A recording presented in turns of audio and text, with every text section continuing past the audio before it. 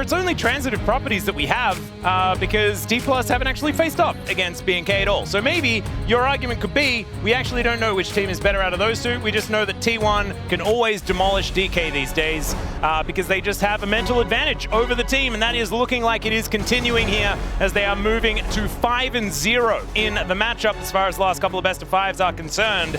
Isn't it crazy that we talk about the play, individual play, the Blitzcrank wasn't great, but they gave Owner both the Xinjiao, which again in this meta, that is going to happen, right? But also the Pantheon. Yeah. They gave him that. And then he was like, well, guess I'll win.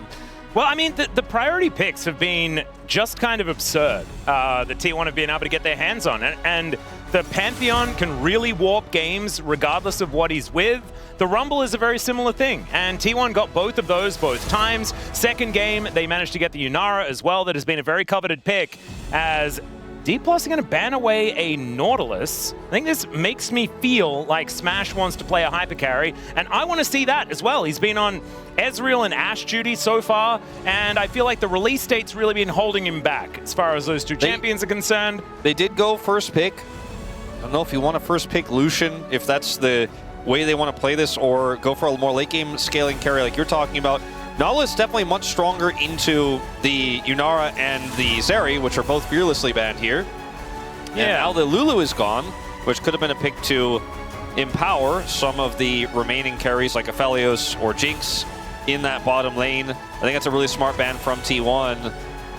And our big prio mid lane picks are gone. Orianna, Ryze, Azir, and Talia. So maybe Aurora first pick with the flexibility it has could be where we're going here as Dplus. Yeah, we have seen that before from them.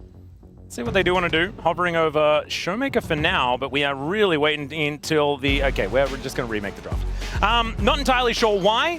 Something may have gone wrong, but we're going to be diving back into it. Thankfully, we didn't have a lot that was already locked in, so it's going to take us a little bit of a shorter amount of time to get back into the draft. Yeah, just looking at the players' faces, like this is completely my speculation. It looked like before that draft went down, like the draft had crashed. It wasn't like they ran out of time or anything like that. Doesn't look like the case. They had stopped talking about the draft, so they may have made a decision. We'll find out what that decision is, but either way, like you said, we'll have to have those bans remade in the same way to make sure the game is preserved the way that it should be, and move into that first pick for Dplus. I think the Aurora is, again, the most likely pick because it is both flexible in mid and top lane, and it's a great pick for Xiu. He's had a lot of success on it in the past, and it is one of the top-tier mid laners that's left. Also, Faker enjoys it quite a bit, even though he didn't win on it last time against BNK, so feels like a strong pick all around. And you don't necessarily need to show your hand for the bottom lane just yet. Ah, so they wrong banned. So I believe maybe the Lulu was a misban. Yeah, Lulu was a misban. So I actually kind of like the Lulu ban. I didn't mind it either. However, Lulu not often picked in the first round of bans. Sorry, the first round of picks. So maybe that's what should have clued us in there a little bit. Could have been that. I didn't mind it. I'm thinking about picks they could be thinking of instead, and like Lucian. Lucian is the one that comes to mind, right? If they would misclick that there and we're typing that Lu in, that certainly could have been what was being considered, because that was the other first pick I thought about. We saw Diablo get a ton of value out of the first pick Lucian against T1, and he was empowered by the Milio there and had a great game. Pays did not, unfortunately, on the T1 side, but I wonder if that's what we'll see instead, but these bans will be repeated with the exception of the Lulu. Yep. So Bard, Varus, Nocturne, Vi going to be coming through first, and then we're going to see Nautilus into probably Lucian, I guess, just because that is right next to the Lulu button. But we'll see what does actually get locked away. I've already crossed out the Lulu on my little sheet. So... they wanted to ban Mundo. Okay. Obviously, the other champion that starts with Lu. Mundo has been really Mundu. kind of exclusively played recently with the Seraphine. Yeah. Surprised to see this be banned here. Well, now they can go for the first pick, Lulu. Instead, the Ambassador is going to be coming on through. We've seen this banned throughout most of the tournament. Most of the series. And so Xiu will get his hands on it, or Lucid will. And I think that Lulu T1 is just go Aphelios Lulu, yeah. Yeah. Take that away from the Ambessa.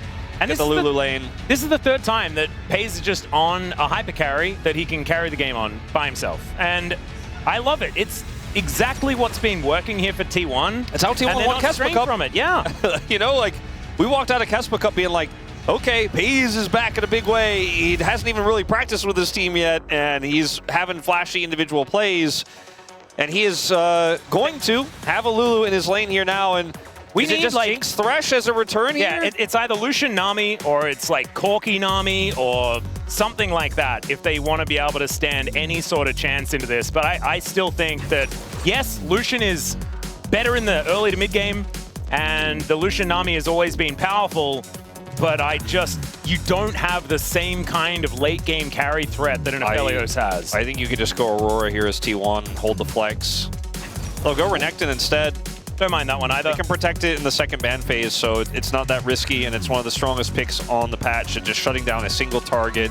Not to mention the fact that you can slice dice your way in there. Wild Growth can then make you feel a little bit tankier. And if you just get on top of the Lucian and set him and get a Wild Growth on top of the Lucian, Aphelios is shooting at the Lucian dies, his comp falls apart. I think Renekton has been one of the biggest benefactors of, he has benefited the most from the extra levels that top lane gets, the extra farm that top lane gets. He has just been one of our big bruiser champs that is just so difficult to deal with in sides. And like Renekton in the past, he gets to a certain point, you're like, okay, we can deal with him now. But yeah, he doesn't really hit that break point anymore. As the Aurora will be banned by T1 here instead with this setup. I don't mind it. Shocker. Faker hasn't been having a whole lot of fun with Aurora more recently, so it's not really too detrimental for T1 to ban that one away. And now a couple of bans to come through here for Dplus. They are making sure that they take as long as they can, but it will be the Wukong eventually. I actually really like that, the bouncy castle that you can get with Wukong, Wild Growth. Yeah, very annoying. See what they decide to ban here. Could just be a Gnar ban. And take that away from Xiu if they're afraid of this Bessa being the jungle pick and the counter pick to the Renekton coming through. Or a cannon, similar idea. Okay, they choose the Gnar, that makes sense. The cannon could still be a threat, but getting the cannon to a place to get on top of this Aphelios is easier said than done, especially with how these games have been looking. Sejuani, interesting. It's an old owner favorite and works well with the Renekton setup topside. But is it Nidalee? We saw it yesterday, and it was kind of fun. Instead, Twisted Fate here for Faker. It's been quite a while since we've been talking about him playing TF, but he did certainly used to be a big fan, and it also takes it away from Showmaker. This has been something that Showmaker has lent on largely in games 3 through 5, right? To get towards a TF game, make stuff happen that way, so it's a good pick away. This is a pretty risky answer. Obviously, the ultimate is going to allow you to go where you want to go and try to get access to the Aphelios, but if you fall too far behind in the game, it just doesn't do enough. As we'll see the Ahri to come through here for Showmaker. This has been one of Showmaker's most successful picks. And, oh, man. This has to be jungle Jax, right? Like, but this is an incredible Jax angle. Like, as far as the Jax angles are concerned, the Counter-Strike value, Ruthless Predator, and the gold card both being entirely mitigated. If you go Jax into the Renekton, then you can have... Okay, they're going to swap things up, it looks like. But they have no plan, Atlas. Like, there's like 5 seconds left, and you're flipping through these three. I'm a little bit concerned, but...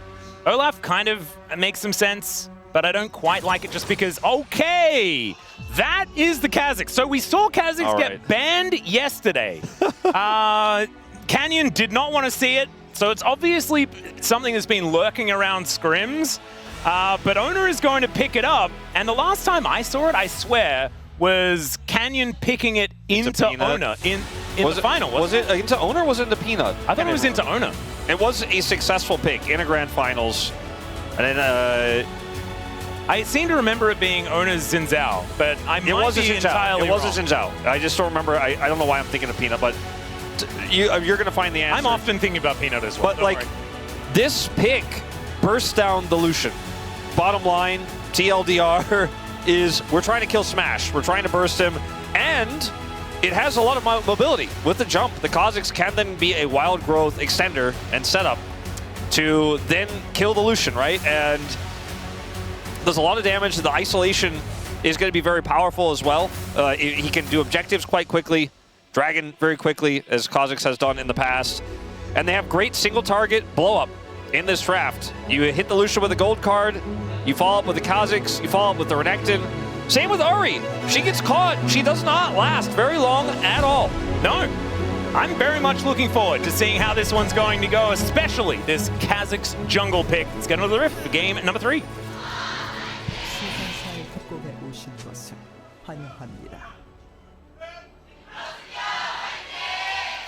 All right, here we are, ladies and gentlemen, onto the rift for what could be the final game of the series. As already, we see a little bit of a setup here, as FaZe and Keria feeling pretty confident by the looks of things. Yeah, Lulu lanes usually get to walk up, and FaZe has the extra range with his Calibrum, so he's just gonna, you know, hold spacebar and look to see if anyone walks into the circle. As at this point, level 1 should be a pretty favorable one for T1. Yeah, ebb and flow working out though here, as Smash really wanted to find that Light Slinger but could not. That'll be okay. Ambessa versus Kha'Zix. Haven't really seen that one before.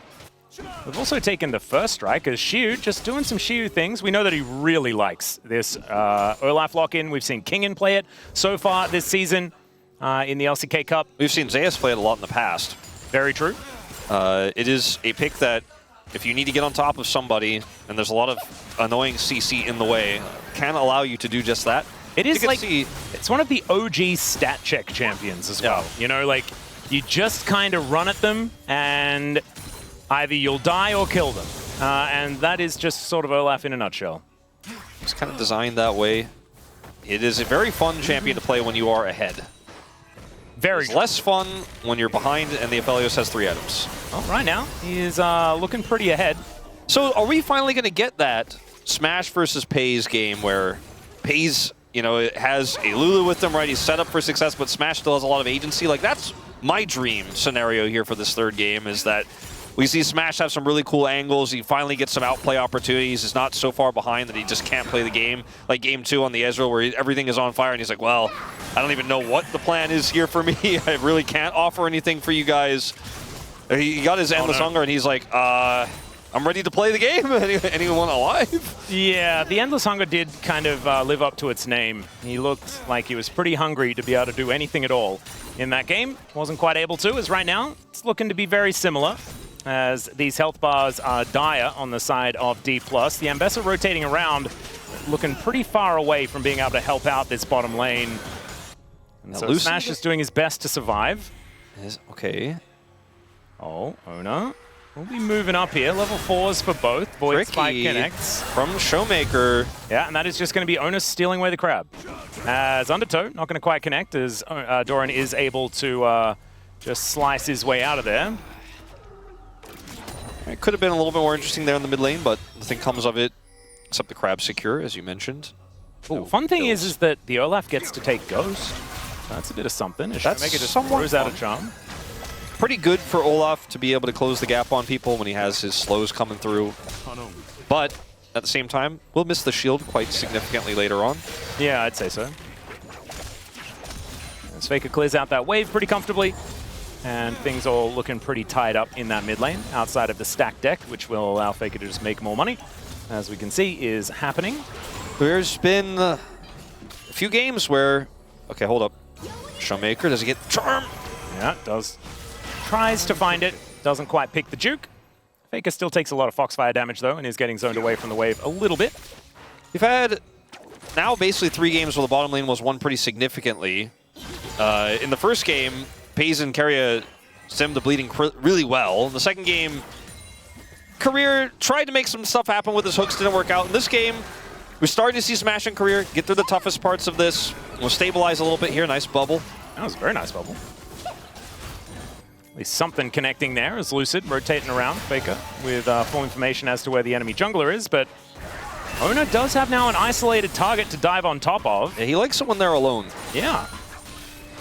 Lucid doesn't seem too worried about it though, as remember, Spirit Rush not quite there, so Showmaker cannot get over that wall unless he has a flash. Lucid not able to press that smite button before Ona does. Taste their fear plus smite is a lot of damage. Now first strike on the Kha'Zix as well will start to build up some money. He's got a serrated Dirk. But Ambessa is pretty durable, you know, in the early levels compared to a lot of other junglers, so with his mobility, Lucid can kind of just go in and see what he can find, and then there's no way for Owner to really follow up. If he gets that burst damage, he just walks away for now. So I like the idea of kind of fishing for that type of play. The bottom side of the map, control regained for a moment for Smash and Career. They'll get their synced back, whereas it's a split back here. Rip. Yep. A little bit sad there, -1s in chat. As Doran looking to try and stop some backs, but looks like he is just going to go back to clearing out this wave. He has TP, and Shiu does not, so if he can mess up some of these back timings, keep the wave right here. It's very annoying for Shiu. Yep. And he's just going to have to run back as fast as possible. And, well, not ghost back. It's not that desperate, but still pretty good position here for Doran to even up the CS and keep himself in a safe spot. As now we're going to put the attention on this Dragon here, bottom side. And it's going to be a pretty big fight, potentially, for this first Dragon. Faker does have his ultimate to join at a moment's notice. One thing I do want to see is DK actually up the amount of pressure that they have in the early stage of the game. Actually fight for the first Drake or two, because they've just been giving them up, and I feel like it's given away so much of their tempo in this series, as Lucid will be able to at least get a crab, so that's going to help give him a little bit of extra control around that area. There's a lot Drake, though, is very tanky. Yeah, there's a lot of burst damage on both sides as Doran. Yeah, there's the gate, as we're going to need to throw out the Ragnarok. Let's see whether this kill can actually come through. The undertow, not enough, and first blood goes to Doran with the help of Faker. And there's just no quick response here from Dplus. Like, they have an Ahri that's just going to get plates in trade, and they can't make a play bottom side. Obviously, the Ahri can't follow here, so just going to be a little bit of plate gold on the other side of things here for Showmaker, and it's just not equivalent. Remember, Shiu, again, does not have teleport. This, I mean, it's a cannon wave, but like it's minus the cannon. Yeah, it is. It's looking real dire. And this was a lane that DK were winning. And it's pretty set up here. Like, I think it's hard because the wave was set up really well by Doran. Like, what do you do as Shiu when you see Doran's like, got his Fury ready for an empowered W, and Faker's missing? Well, in the meantime, Red-White Gun's here for Pays, and Smash is going to have to try and cull him down. There's the bubble that connects, but it's just last hit by the Moonlight Vigil. And Pays is on the board. Showmaker can try and take him off that board, though, as point blank, the Charm will connect, and down will go the Aphelios. So, bit of extra movement speed for the Ahri, but Carrier will survive. Well, that's a big win for Dplus if they get that back. If they had just lost Smash alone there, would have been a disaster for them. It's still not great, but at least there's a consolation prize there, and the Ahri will close that gold gap a little bit in the mid lane. It's a very fiery early start to this game suddenly, with Faker making that play top side. Shiu gets caught, waves in an awkward spot, can't get the kill. Bottom side, they make the all-in happen with the level 6 advantage. It's played brilliantly by Pays, gets the ult up before the bubble goes down, secures the kill. They almost get Career as well. Okay. As I watch this from his perspective, he hits level 6, goes in for it. Oh, meanwhile, there's more stuff happening in live, but flashes after, last hits with the ulti. And in live, we're just going to be backing away. Yeah, in live, looking like Red-White's still set up here for Pays with no ult and no Psalms. He has to be very careful. Doesn't have a lot of Severum left, but I think he'll be okay with that. As Ona will be able to help clear out some vision. First Drake still hasn't gone down, as Lucid looking to dash around this fight. Ona gets a lot of damage taken, and the ulti follows him. Smashed to the ground by Lucid. Once again, having a good time here in this game number 2 in the early game, and they might be able to turn that into a dragon. That was a bit greedy there from the side of T1, especially from Owner. As Lucid just says, all right, well, wait for my opportunity. Pays doesn't have that Severum anymore. He's going to try to push them out of this bottom lane so they cannot get the dragon for free, but Lucid is already well and truly working on it here. Faker with ult at the ready. This is going to get potentially messy around dragon. Yeah, and it looks like Lucid has actually backed away. So we mentioned it before, the dragon's pretty tanky when it's the mountain variety, and Lucid unable to get through it, as Showmaker will get stunned and does not connect the charm. So a little bit unfortunate for him. And that's just a Kha'Zix now on the dragon, and it's still tanky, but they regain control of the bottom lane, and Owner's going to press Q, and that dragon health bar is going to go down. Yeah, and it's on a fresh back as well. Like, he comes back with more items, isolates the dragon, and we'll be able to take that one down. So once again, it is first Drake going over to T1. It's like 1 step forward, 2 steps back here for Dplus, and Faker has so much control over this mid lane now. Top side obviously massively favoring Doran at this stage. Going back to this setup here, Owner gets a lot of damage done initially, but they cannot follow the play, and all it takes is a ult follow here from Lucid. And that's the end of that. Carry has to flash his way out of there as Smash was ready for more. Yeah, that was beautifully played by Lucid. Unfortunately, it was the map movement afterwards that left a little to be desired. Unable to actually finalize that Dragon. It's still a 1,000 gold lead here for T1, even with the kills being pretty even. So hoping to see a better a better mid game out of DK, hoping to actually translate some of the advantage that Lucid has built here in the jungle to something more, and allow Xiu to just run at Pays and kill him in some of these fights. Can those stat checks actually come through, and can he even pass them? As Pays does just walk away from Smash, engage, and find too much. Malignant's done here for Showmaker. That's first item. That feels good. Owner is going to start these grubs here, and Showmaker's on the back. Should it be a relatively safe grub take here with Lucid on the other side of the map? One day, Lucid's going to help actually secure a neutral objective. One day, maybe in the LCK season. Yeah. He did manage to steal away a dragon, but that was the third one. I'm talking more about in this early stage of the game. Yeah, he Set has... them up with a little bit of tempo. Unfortunately, T1's tempo and their ability to make these calls quickly has been so good. It's been the shot calling for T1 that has been what they've been known for forever, as Doran is going to look to stop it back and maybe look for more. Yeah, as Ragnarok actually going to be used here. Let's see whether Doran actually wins out on this fight, as into the brush he goes. There's the flash to follow. Will he have it? No, he does not. Doran just ends the Viking, and down he falls once again. And Showmaker also may be in trouble. Yeah, looking for an angle himself, as now the charm is going to miss. Good footwork there from Faker to make sure that he survives. I actually did not realize that was Lucid there in the brush. It's Owner on the bottom side, and he is going to continue to allow his team to put pressure down in this bottom lane as the solo kill goes over on the top side. And Atlas, I was hoping for a game here, and it's still possibly going to be a game. Smash wants it to be a game. Yeah, he's going to cull. Pays takes a bit of damage here, but it's just not really looking like they can follow up too much. And there is Owner in the vicinity as well. DK needs to be careful. Owner really playing this one patiently. It's crazy how it seems like how little credit Doran will get for this series, but he's had an amazing one as, oh boy. Yeah, there is the Destiny. And Smash is going to cleanse and does make himself, does get himself out of there.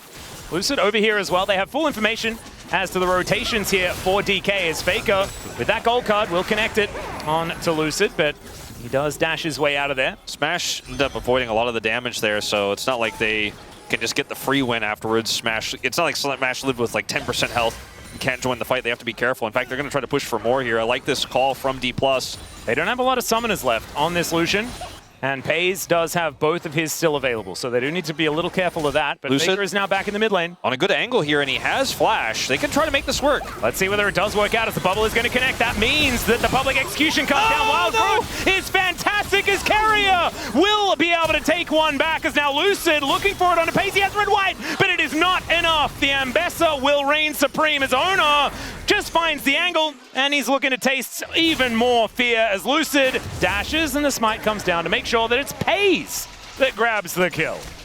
Oh boy, that was Lucid's smite there at the end. Pays gets the kill.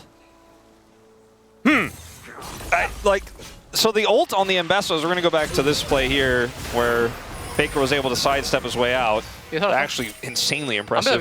Smart pings. Okay, but here, the ult from Lucid doesn't... I want to watch this. So it hits Carrier. Yeah, it hits Carrier, right? Yeah, because Carrier flashed into it. Yeah, that's what crazy. An absolute that's gamer, man. Like, I still can't even almost quantify that really happened. I mean, Lucid had the bubble set up, and then Owner here gets on top of Smash. And then what are you going to do? Yes, Smash is like, I'm playing Sophia. Oh, no, never mind. Tries to smite Owner to buy some space. Yeah, so he still goes over like, the base. if there was enough time that had actually passed, then he would have, he could have potentially got an execute. Unfortunately, once again, Lucid unable to quite have enough time to be out of combat. And that was almost such a good punish, right? It was almost such a good punish. I mean, the gold lead is less than it was, so it's now closer in the game. So that's good. The Drake has just spawned. It's a Hextech Dragon, so the souls you know, could be a little dicey. Showmaker has, you know, not been able to Destiny around the map, so he's got some extra money in his pockets. He has the most gold in the game. Maybe he can carry on this Ahri. I mean, that's another win con here is, I don't know about tussling with this Renekton, especially when he gets his empowered W on you before you can ult. Oh, Carrier gonna get culled momentarily. I don't know if he really minds it. Nope.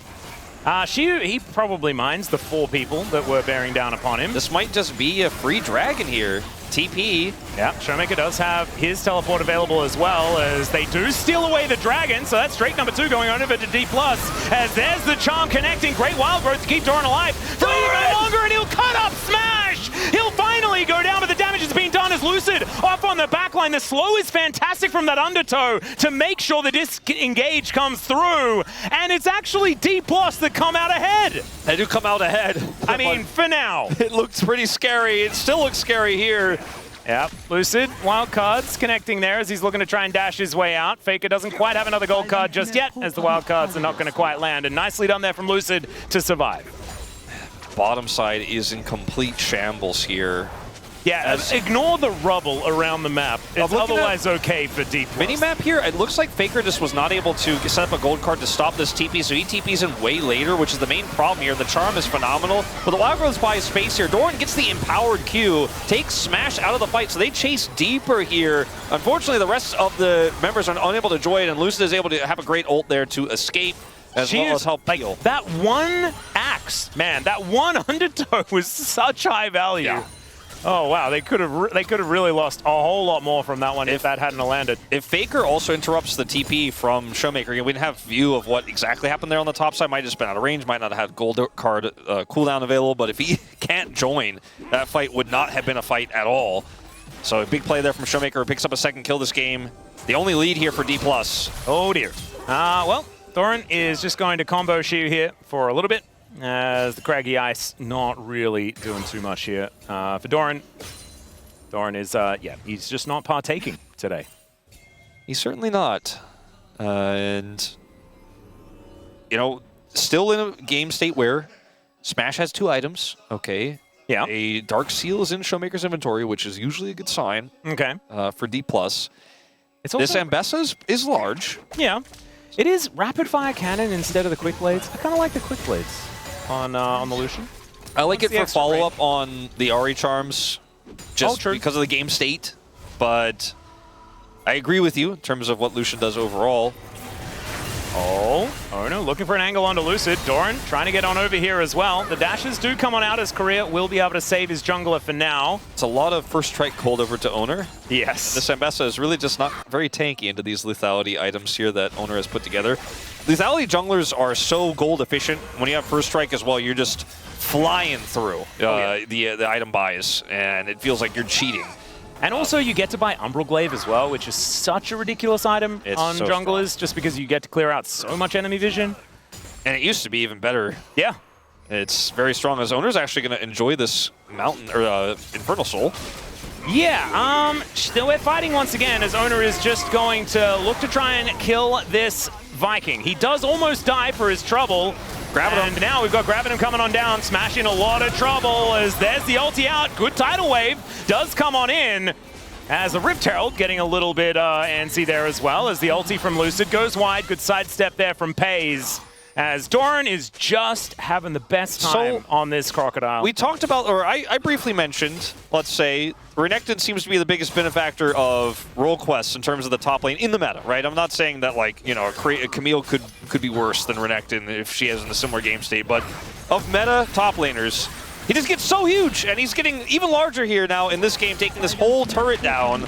Yeah, he is a full level, and almost a level and a half ahead of Shiu in this game, and can just run on top of either carry, press W, and say, cool story for you in this team fight. And he's kind of been doing that to Shiu in the side lanes. He's like, oh, I have my empowered W, I will press it on you, and you will leave, or someone else will show up, and you will die. And this is not a happy ending for Dplus if they cannot find an answer to this, as we're moving into the first Infernal Drake here in about a minute's time. A lot of map control to T1. That mid turret going down is pretty nice here for Dplus, but they need to hold on to their own. Still 2 plates remaining on it. So we'll see what Pays is able to pick up here. Does complete the collector with this timing. Pretty huge for him to come into this next team fight. I'm really scared for Dplus moving into this next fight. Obviously, it's not double dragon for either side, so you don't necessarily have to fight for this one. But I do think that... But you're playing the Lucian comp with Ari, so I you think probably that will. you kind of have to. They need to keep trying to fight for some sort of tempo in this game, because otherwise Shu is just going to be a paperweight. We mentioned he's a stat check champion. Well, if you don't check their stats, and in fact, if you don't check the stats, then maybe you feel better about it because you haven't checked, but you're going to get checked every time. I just don't think the Olaf is going to really do too much of anything, and that's why I kind of thought the Jax felt like a better choice. Smash even if you're 0-3, you still have a counter-strike. Smash has no flash, Doran has flash. That's a problem. Well, Doran does have a lot of money on the table for Dplus if they kill him, so I guess there's that. T1 are just keeping Smash away with Renekton alone as they look to force this dragon. Yeah, Showmaker moving forward here as well. It's another steal from Lucid. Nicely done there. Ona not quite able to find the angle. Shu teleports in real late. This is pretty good for Dplus. Let's see if they can also get this charge. Well, oh, no, all no. of T1 around that corner, and Lucid gets himself out of there. The charm just misses, though, as there's the Destiny Wild Growth's fantastic as Showmaker does make his way out. And now Lucid looking to try and cut down this Crocodile Smash on a flank angle. Not sure about that one, as Faker gets in. Good cleanse. Moonlight Vigil comes down, though, and they're not quite able to secure the kills. T1 wanting to try and chase them down. Lucid's on a ward and is just going to be backing. There's the ulti. Good dash, as Doran benefits from that ward over the wall. Successful heist, I suppose you could say here for Dplus. They do not lose the Ambessa nor anyone else on the Herald attempt. It doesn't hit the turret either, but that's for the better. Unfortunately, it may lose their mid turret though after they all had to retreat. So much damage is pushed down here, but they will group up now and clear this wave. So they keep that mid turret alive. They grab their second dragon of the game. It buys them some time, and it's some extra stats here for this Lucian, so it feels really good for them. It's not enough to make you feel like they've gotten a foothold in this game, but it is hanging on that I think is what we didn't necessarily think we would be saying about them in the rest of this game and the series, as it's again a great secure here from Lucid. And then T1 decide to, the old Faker, not hide on bush per se, but hide on corner where there's no vision. And they try to go in here and make these plays in live. By the way, Showmaker may just die to Kha'Zix. He might, or he might. He gets away. Yeah, dash away. Smash. That was a flash in trade. I think Smash actually, his culling is not really blocked by Keria. They might have actually been able to win this fight, but it doesn't really do enough. Pays is at full health. His ultimate is super high value, and it's just hightailing it out is the best that Dplus can hope for. Yeah, Ona not quite able to get to any of these resets and things like that, although he did evolve W second, which is not the leap, I believe. Yeah, it's the spikes. Which is the Void Spike. Not to be confused with Vorpal Spikes, which is Cho'Gath's toggleable ability. So there's that. So it's way more fun to evolve E, right? You just get to reset, leap around the fight. It is more fun, you know, if you are and then a you big get to enjoyer. queue mid-air and stuff, and you like get to do all of those really cool highlight plays and things If you remember that movie with the redheaded girl Annie, one of her catchphrases was "leaping lizards." So if you like to say that while you're jumping around, stomping on everybody, I think that's what Ona has been saying every time he's been leaping. Unfortunately, he just doesn't leap very far without the evolution. Well, with this crocodile in the game, it feels like we got a bit of a leaping lizard, you know? Yeah, he's getting in there. He's getting into the back line. He's doing a lot of damage.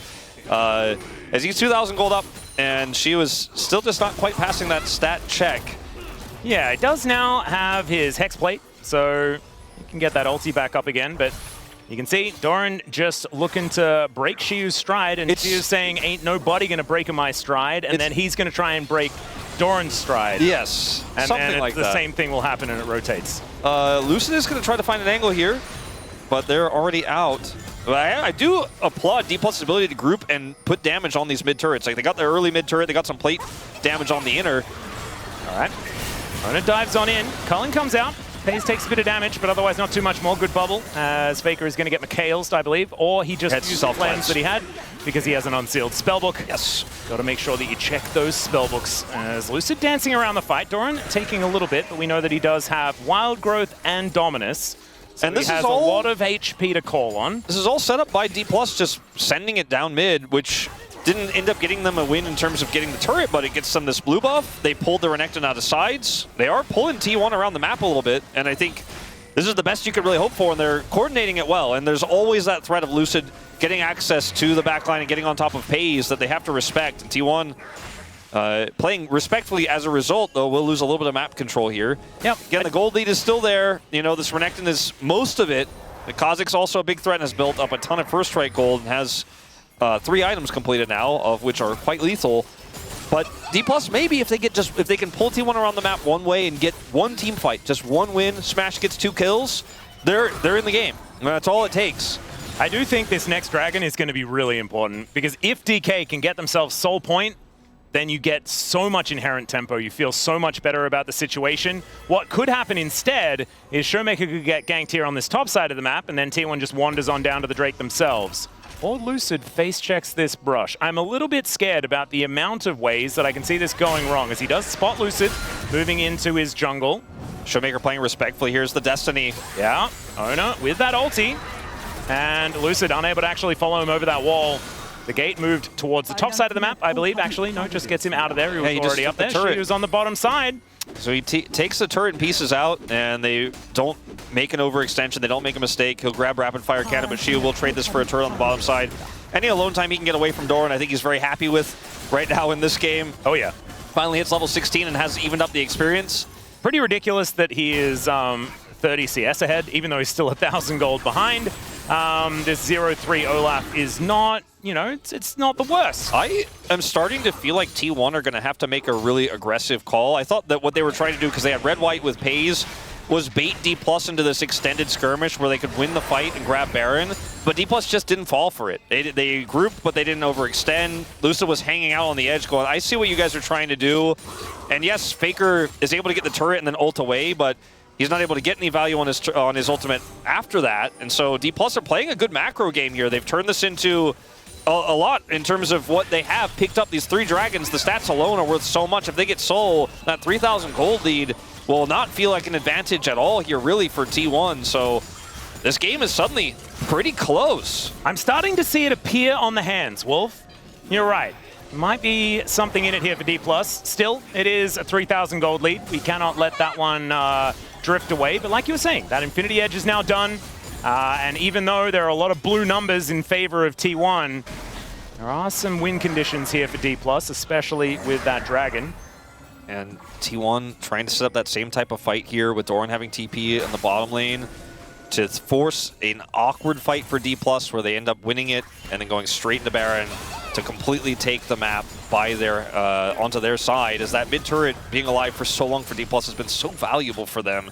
They played through mid lane to pull T1 around the map incredibly well. Showmaker is also, you know, still quite a big threat in this game. Has the 3 items, has his dash cannon. Yeah, the Shadow Flame was just completed as well, so decent little spike to be hit, especially against the champions that don't have as much magic resist. Faker does have the upgraded Merc Treads though, yeah, so he's feeling relatively comfortable. They have Mikhail's for Pays, who doesn't have Cleanse, but you know, you've got to be very careful about getting caught by the Sari. Follow-up damage from Smash. You can't cleanse his big burst. He has IE, so I really do think this game is on a knife's edge. One mistake would determine everything. That's a Moonlight Vigil as Pays takes a lot of damage in return. And Smash just cleanses the gold card and moves away. Still, that is a bigger investment than Faker's Q. So and we're not going to be too worried about it. The time that was given to Shiu, he no longer just gets dunked on by Doran and sides here, and Dplus just have a lot of map control. They have Showmaker on this flank angle. Oh god, this turret is not lasting very long. Well, there's a teleport in. The Renekton trying to make something happen. His career in Smash maybe in a little bit of trouble. It's the double TP. The flash forward as Smash does get Mikhail's and then just dashes away. And so T1 unable to quite get that one to work out as Showmaker thinks he may have found an angle onto Ona, but Ona just takes half of his health bar and then they will back away. But T1 are like, wait, but we're here, guys. We should probably do the Baron. He does have his teleport now, and I think he's going to have to use it. Yep, Showmaker looks for the Orbit Deception as now Smash gets a lot of damage onto Doran. This Lucian is very scary as Lucid. Can you do it again? That's the question. The answer is absolutely not. He's not even able to get into the pit. As now T1, can you escape? As Doran gets in there with them, and now the Olaf thinks that it's his time to shine. Goes in immediately goes out as now Pays gets on forward. That's the public execution, and Faker gets smashed down to the ground. Smash now looking for an angle himself as over the wall he goes, but it looks like just one for the moment as T1, they are walking the wrong direction. Trying to keep their Baron alive as Lucid, the only one without fear by the looks of things. Pays is at full health and Lucid's just dead. There is the Dominus, but the bubble is going to be good, and Showmaker finds the angle to shut down T1. It's a bit of a disaster here for T1. They got a lot of kills at least, or they got the kill there on the end. It's a lot of kills for Dplus despite losing the Baron.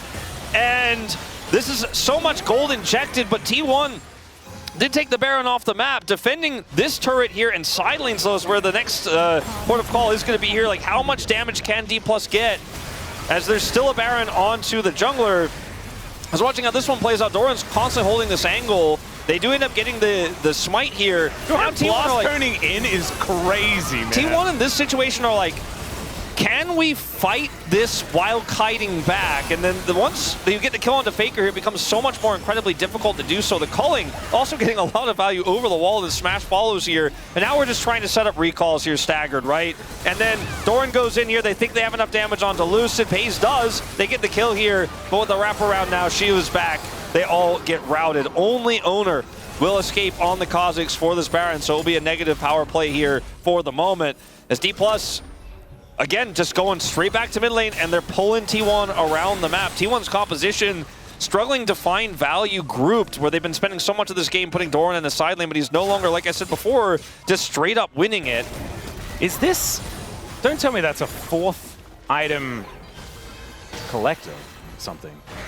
What's that serrated Dirk turning into? Oh, unless it's going to be a Serpent's Fang. Serpent's Fang would be kind of sick. It's actually pretty solid here. I would really like that. That would be one that would make me feel okay. As the Drake has now spawned, Showmaker on a flank angle, trying to look for a way in.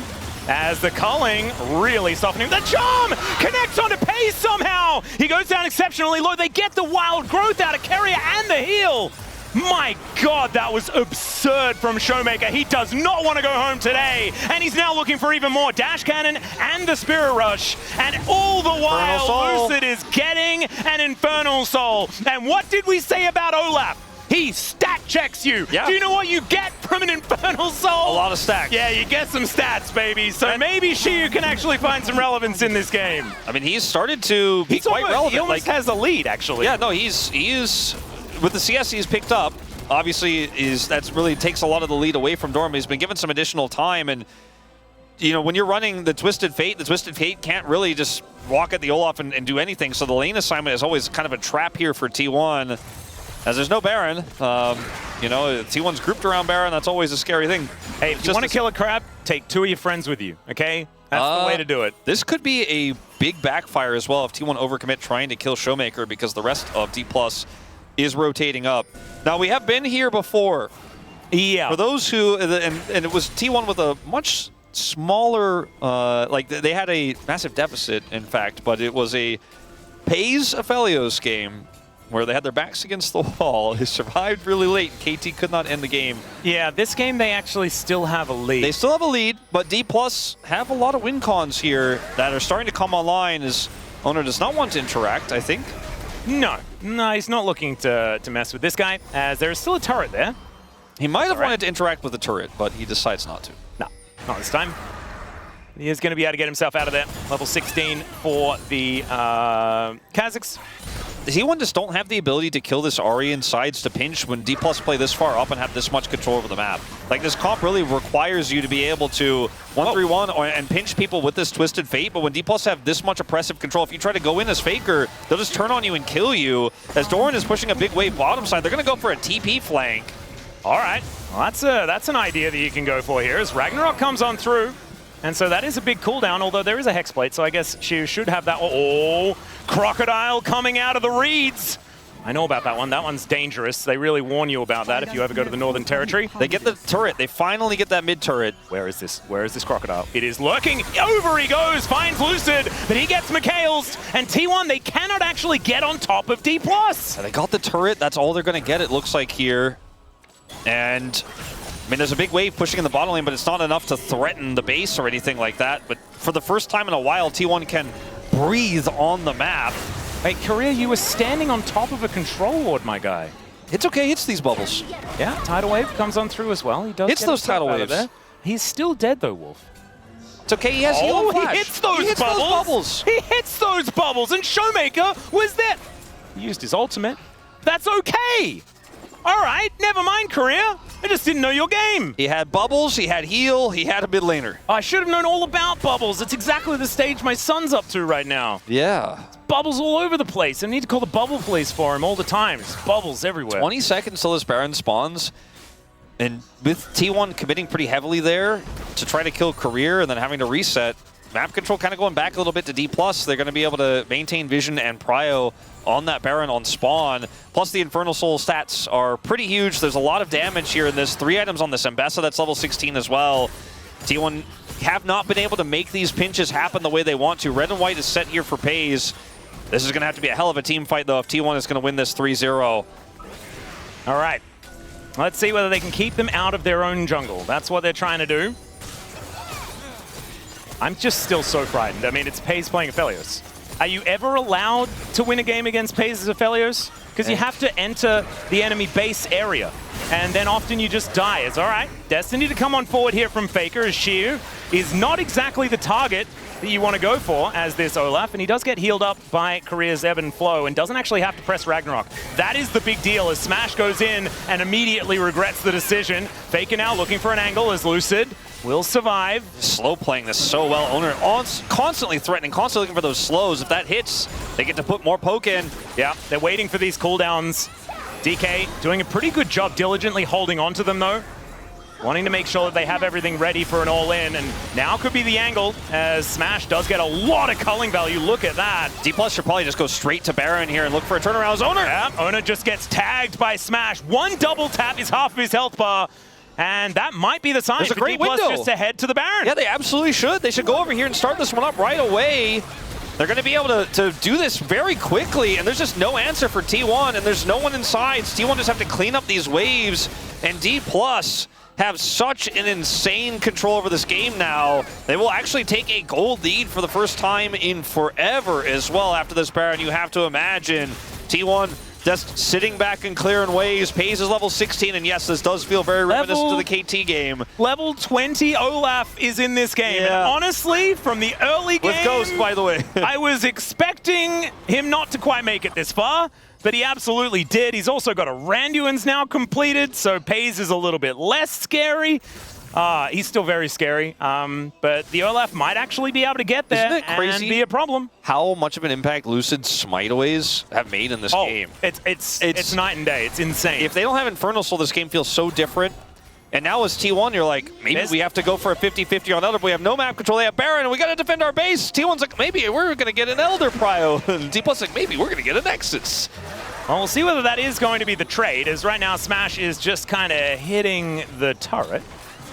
There's 5 seconds until the Elder is up and available, and it looks like a back is going to get channeled here by T1, and this is DK calling their bluff and being rewarded for it. Yeah. So many times, it's T1 holding all the cards in these scenarios. This time, DK actually able to make the right macro call. Dplus having a great macro game here through the mid lane the entire way through, down on gold, but keeping T1 honest on the map, and now all the cards are in their hands.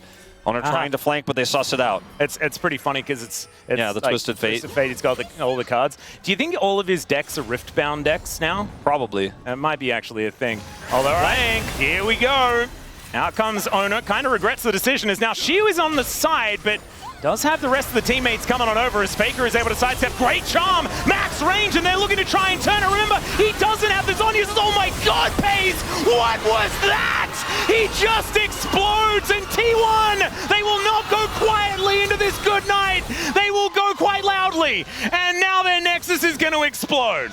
All right, Dplus pull it off. In the end, better macro. They push T1 into such an uncomfortable position. They have to make an all-in play. It doesn't work. Pays tries for the hero play, but he goes splat enough times to where Shiu could actually be relevant. Shiu could actually have gold in his pockets, pick up enough items to where he can go toe-to-toe with Doran. Hits level 20, And then Showmaker as well was constantly threatening, and there was never an angle for the Twisted Fate to pinch with Owner. They always were trying to fish for those gold card angles with the Destiny, but they just didn't have enough control of the map to make it happen, so Faker just couldn't.